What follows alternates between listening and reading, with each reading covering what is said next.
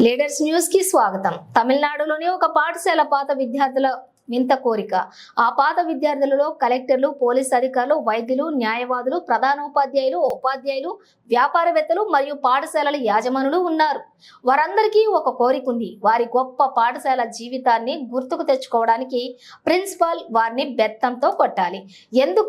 ఎందుకంటే ఫలితంగా వారు తమ జీవితంలో ఉన్నత స్థాయికి చేరుకున్నారని వారు నమ్ముతారు.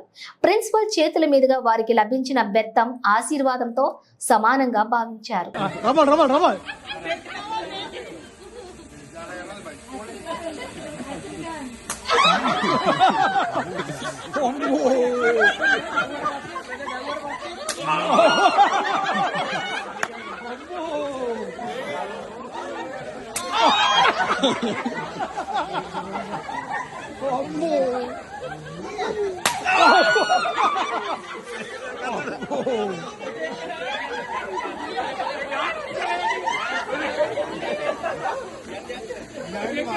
ഇതാവില്ലപ്പാ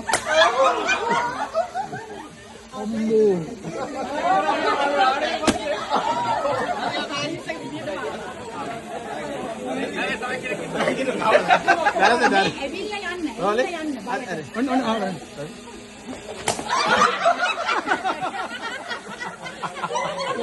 അതുണ്ടായേക്കോ